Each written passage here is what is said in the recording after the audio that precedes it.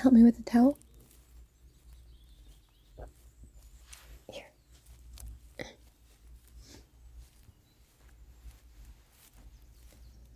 Perfect.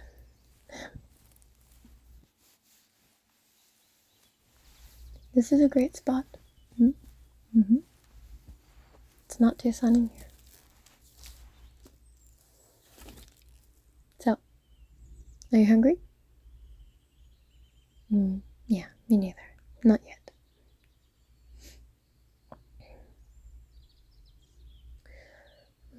I was thinking of just reading my book. Sure. I can read it out loud if you want. Do you want to rest your head on my lap? I can give you head scratches. Yeah? Okay.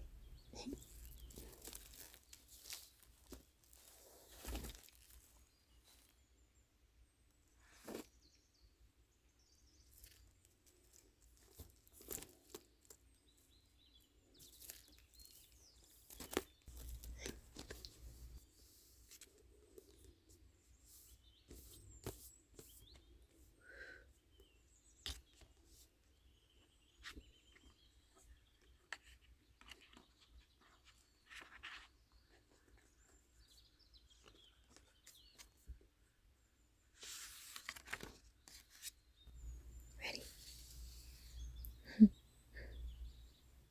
Okay.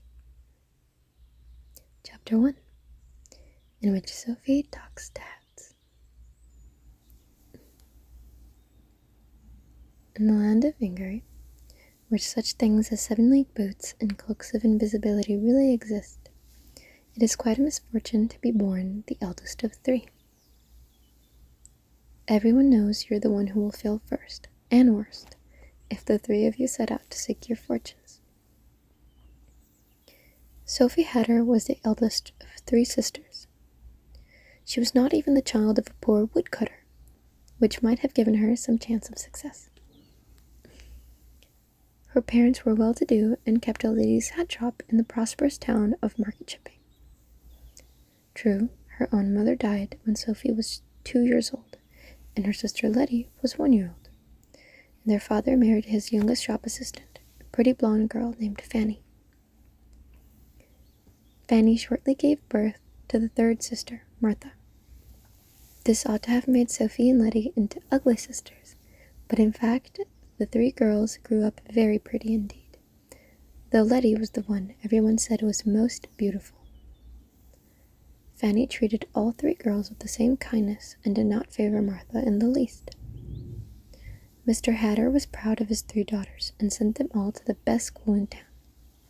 Sophie was the most studious. She read a great deal and very soon realized how little chance she had of an interesting future.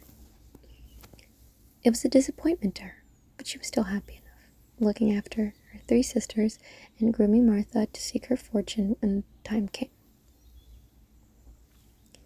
Since Fanny was always busy in the shop, Sophie was the one who looked after the younger 2. There was a certain amount of screaming and hair-pulling between those younger 2. Letty was by no means resigned to being the one who, next to Sophie, was bound to be the least successful. "It's not fair," Letty would shout. "Why should Martha have the best of it just because she was born the youngest? I shall marry a prince, so there." To which Martha always retorted that she would end up disgustingly rich without having to marry anybody. Then Sophie would have to drag them apart and mend their clothes. She was very deft with her needle. As time went on, she made clothes for her sisters too. There was one deep rose outfit she made for Letty, the May Day before the story really starts, which Fanny said looked as if it had come from the most expensive shop in Kingsbury. About this time, everyone began talking of the Witch of the Waste again. It was said the witch had threatened the life of the king's daughter, and that the king had commanded his personal magician, Wizard Solomon, to go into the waste and deal with the witch. And it seemed that Wizard Solomon had not only failed to deal with the witch, he got himself killed by her. So when, a few months after that, a tall black castle suddenly appeared on the hills above Market Chipping, blowing clouds of black smoke from its 4 tall, thin turrets, everybody was fairly sure that the witch had moved out of the waste again, and was about to terrorize the country the way she used to 50 years ago. People got very scared indeed.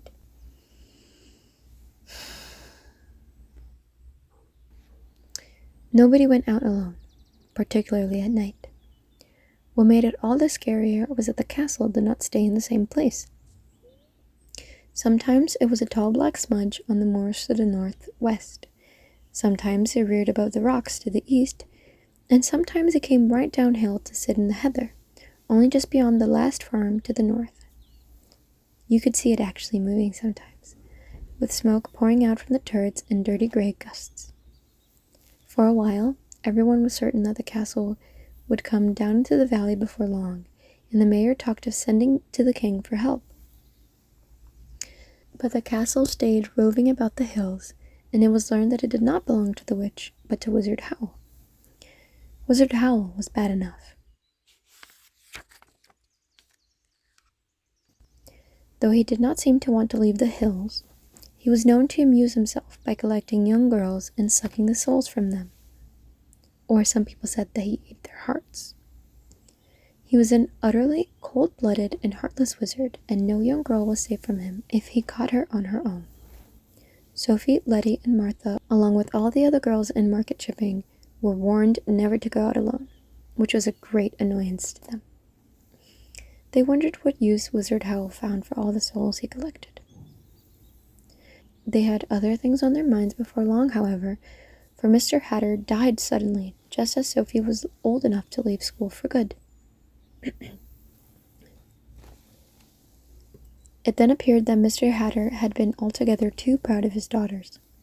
The school fees he had been paying had left the shop with quite heavy debts, and when the funeral was over, Fanny sat down in the parlor in the house next door to the shop and explained the situation. "You'll all have to leave that school, I'm afraid," she said.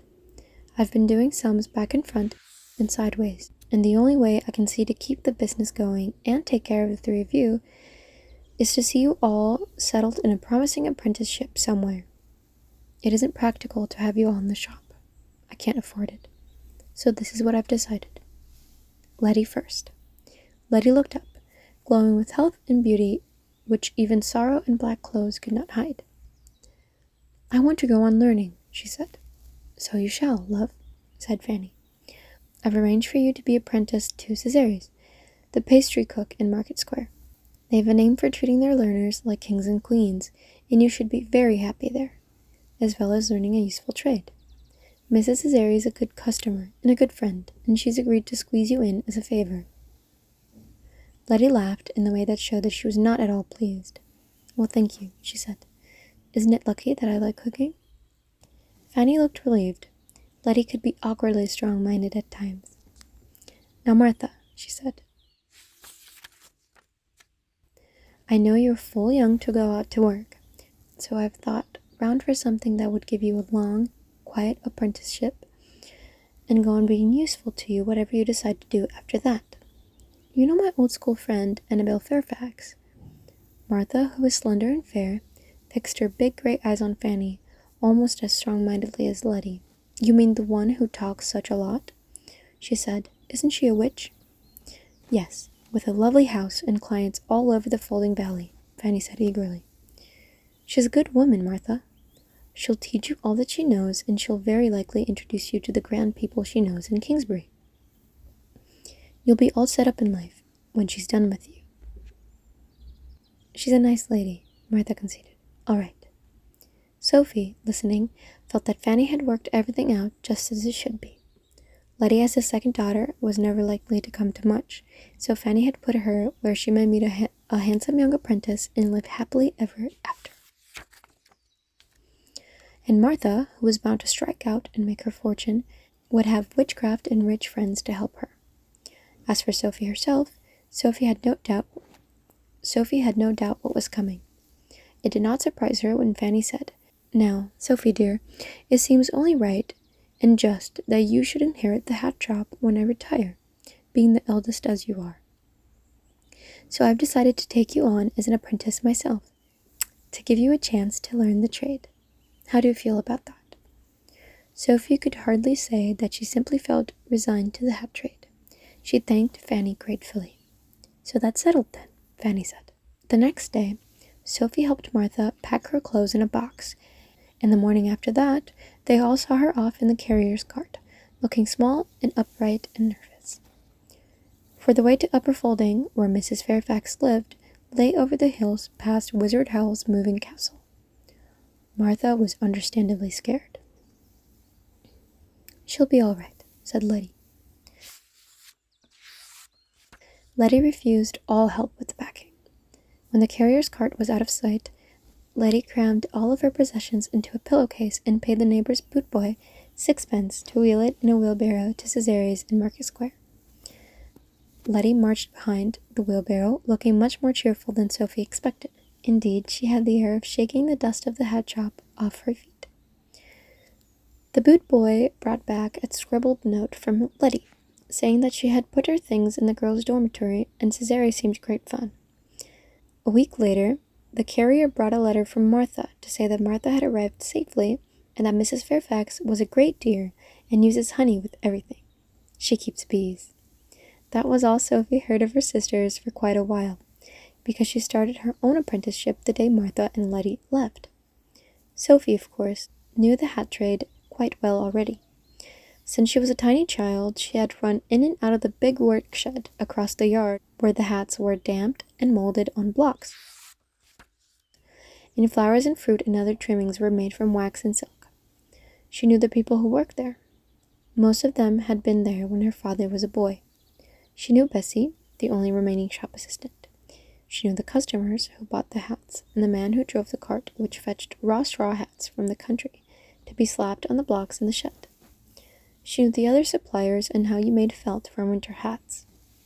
There was not really much that Fanny could teach her, except perhaps the best way to get a customer to buy a hat. "You lead up to the right hat, love," Fanny said.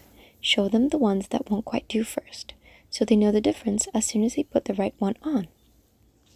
In fact, Sophie did not sell hats very much. After a day or so of observing in the work shed and another day going round the clothier and the silk merchants with Fanny set her to trimming hats. Sophie sat in a small alcove at the back of the shop, sewing roses to bonnets and veiling to velours, lining all of them with silk and arranging wax, fruit, and ribbons stylishly on the outsides.